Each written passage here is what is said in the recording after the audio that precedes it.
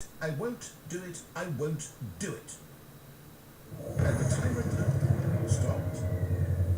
Does that mean, did we do it? Did we break the cycle? The, whatever it is that made this schedule? How would we even know?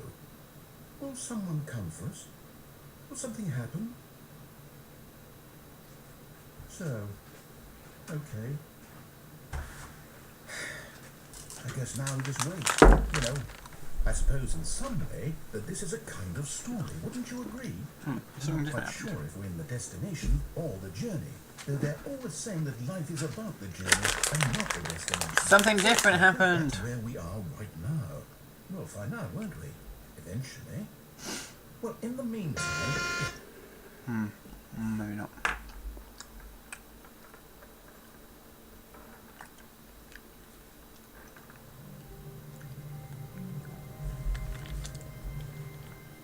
All of his co-workers were gone. What could it mean? Stanley decided to go to the meeting room. Perhaps he had simply missed a memo.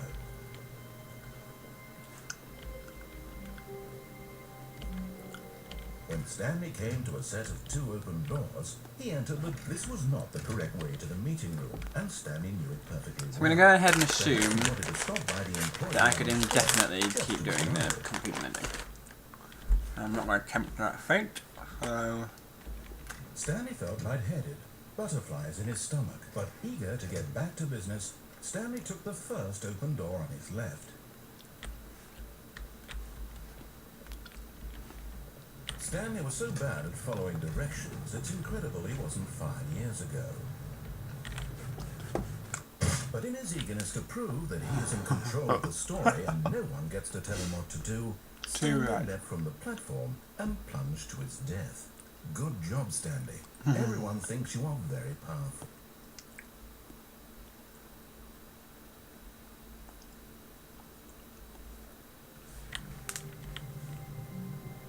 Stanley knew the office layout like the back of his hand.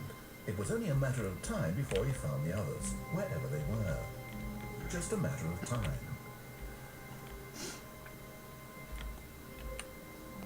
When Stanley came to a set of 2 open... This was not the correct way to the meeting room, and Stanley knew it perfectly well.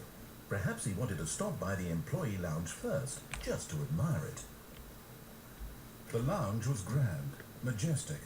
Perhaps, but eager to get back to business, Stanley took the first open door on his left.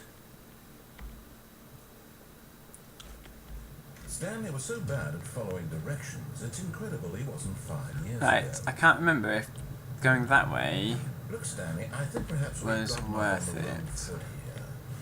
No, I mean, if there's another choice to make that way. I realize that investing your trust in someone else can be difficult, but the fact is that the story has been about nothing but you. I don't remember where it ended up. There's someone you've been neglecting, Stanley. Someone you've forgotten about. Please, stop trying to make every decision by yourself. I'm not asking for me, I'm asking for her. This is it, Stanley. Your chance to redeem yourself. To put your work aside, to let her back into your life. She's been waiting. That's her, Stanley.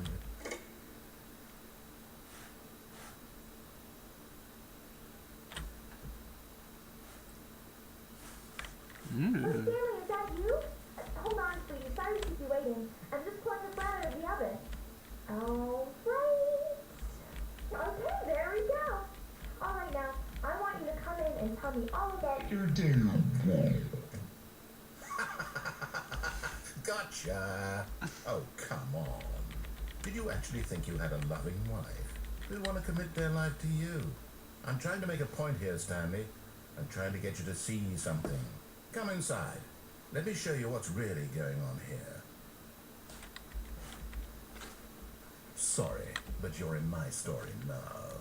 Ooh, he's gotten a bit edgy. This is a very sad story about the death of a man named Stanley.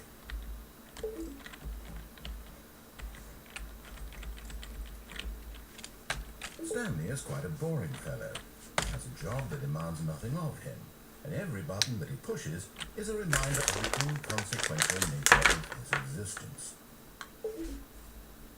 Look at him there, pushing buttons, doing exactly what he's told to do. Now he's pushing a button. Now he's eating lunch. Now he's going home. Now he's coming back to work. One might even feel sorry for him, except that he's chosen this life. What's the point in the chocolate part of this sweet when everything inside it is orange?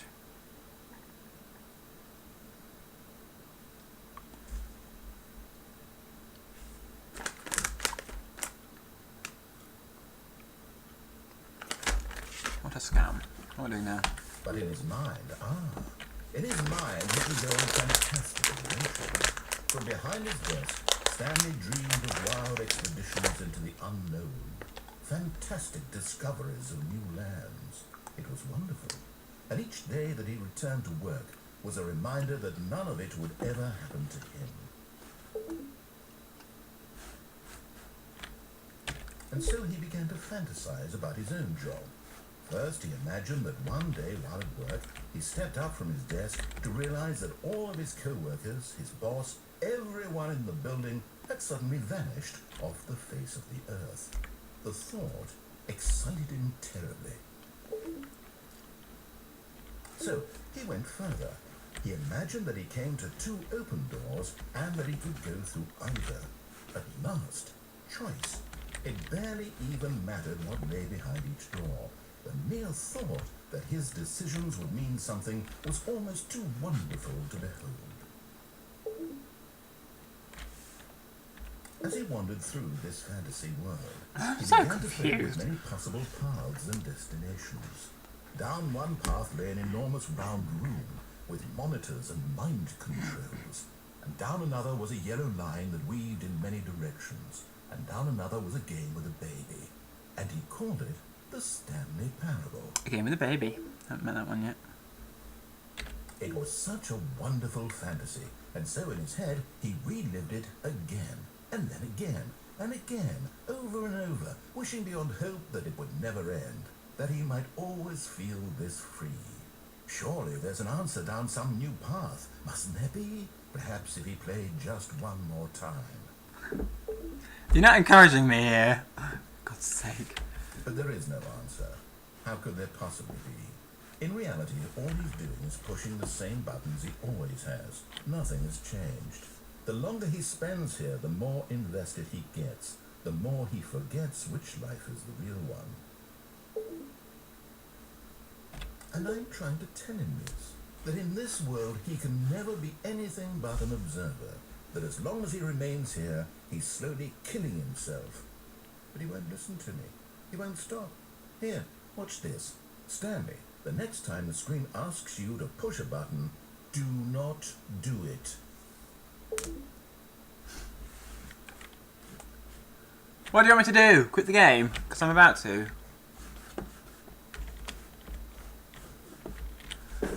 Shit. I will not be mocked.